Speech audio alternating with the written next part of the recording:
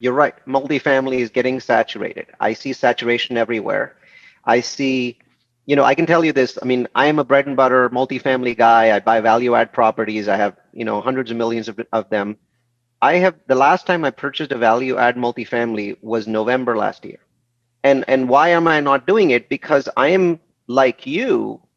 I'm in the same mental place as you that look, too many people piling on, too many people overpaying for properties.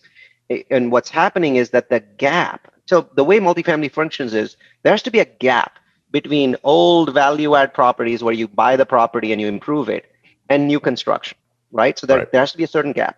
And if that gap shrinks too much, then it doesn't make sense to be doing this value add stuff because you're too close to basically being able to construct a new building and just hold on to it or even Yeah. buy a new building. I mean, there are syndicators in my business that are no longer buying value add. They just simply buy a new construction building that's 5 years old, which means it's new. Yeah. Right? So they just buy Yeah. it and then they're like, we're going to just hold on to it because we're going to get pretty much the same returns and we're not taking any risks, right? They're not getting pretty much the same returns. They're getting lower returns, but their risk profile is much lower. And so I agree with them. So to me, you might wonder what has this guy done for the last 12 months if he's not doing what he's supposed to be doing? The answer is Yeah. I'm building multifamily. So when Okay. that gap between value add and new construction drops, then I want to be on the other side. I want to be on the other side where I'm creating much more value. Right? Value add is creation of value. New construction is creation of fantastic value because you take a piece of dirt and you build a gorgeous building from it, right? So if you know how to do it, you certainly won't lose money. You might not make money if you get caught in the wrong times.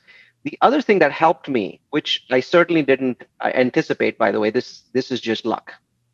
So when we started doing new construction, we didn't start doing it last year in November. We started doing it like 2 years ago, right? Because Yeah. we started seeing this. Oh my God! I mean, every building in the world is called value add, even if there's no value to add, they still call it value add. It's nonsensical. It's- And then COVID hit, and for a Mhm. moment we were like, oh my God, we're so screwed, right? What do we do with new construction? Then we realized something to our utter shock. The value add business, multifamily business, those lenders tightened up. Loans went from 4.2% to 6 or 7, making the whole deal not work. And Right. then on top of that, Fannie Mae and Freddie Mac, the two big lenders in the multifamily space, said, we want 9 months of your principal, interest, taxes, and insurance to be impounded with us before we give you a loan. And I don't know how this whole COVID thing is going to go. Let's take a look at new construction. Guess what they did in new construction? They said, nothing's changed for us.